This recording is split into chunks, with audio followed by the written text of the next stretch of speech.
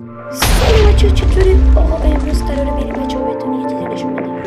سوال از صبح بیدار شدیم بچه ها، بریم که اونجایی که کاشتیم بهتون نشون بده بچه ها. چقدر خفه شده.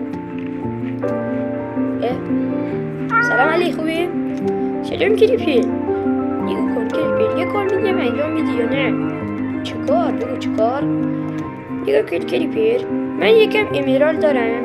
خب تو هم یکم امرال بردار، بذاریم رو هم بریم یه گیم نتی بزنیم. تو نگاه کن داخل شهر و گیم نتی چی نیست. علی گیم نتی میخوای بزنیم؟ حالا چقدر امرال داریم؟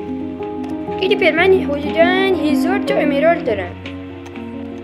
1000 تا، منم 2500 تا فکر کنم داشته باشم. باشی پا نگاه کن، تو برو وسیله‌های گیم نتی رو بسون، منم میرم جاشو پیدا کنم همونجا یه دونه خونی بسازیم برای گیم نتی ما.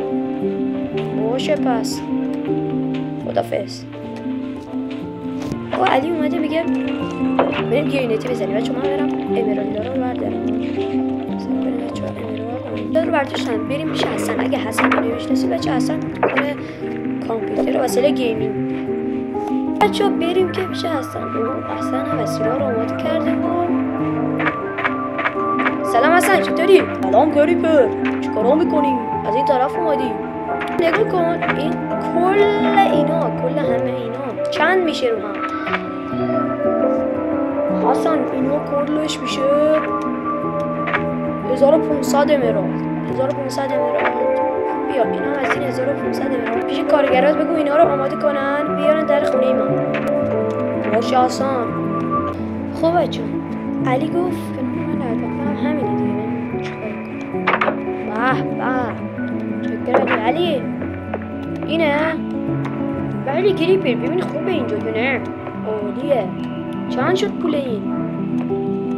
شد 1000 امرالد. من دادم به اونی که ساخته دیگه، تمام شد بدش کن. باشه پا خوبه پا. نگاه کن من پیش حسن گفتم وسیله چی رو بیار اینجا. باشه پس بچه من برم پیش حسن بگم، زنگش بزنم بگمش بیار. خب بچه آقا با گیمتمون آغاز شد و ببینید بچه همه مردم اومدن دارن میرن بازی کنن. آقا خودمون رو بیاریم بچه صبر کنیم. آقا ببینید چقدر داخل گیمنتی هستن بچه، این گیمنتی ماه و همه رو ببینید. همه یه جو جمع شدن دارم از کنم.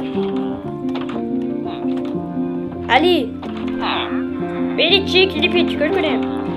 ببین هر کدوم چی میخوان چون برو انجام بده، من برم یه دقیقه به بچه ها نشون بدم. خب بچه ما اومدیم بغلش هم یه دونه من دکه زدیم که مثلا چیزی غذایی نوشیدنی چیزی مثلا بهشون بتونیم بفروشیم. این هم شد از گیم نتی ما. اگر از این سبک ویدیو دوست دارید حتما داخل کامنت بنویسید. اگر از من خوشت اومد، اگر از این ویدیو خوشت اومد، چنل منو ساب کن. مرسی که تا آخر ویدیو دیدی. خدا نگهدار.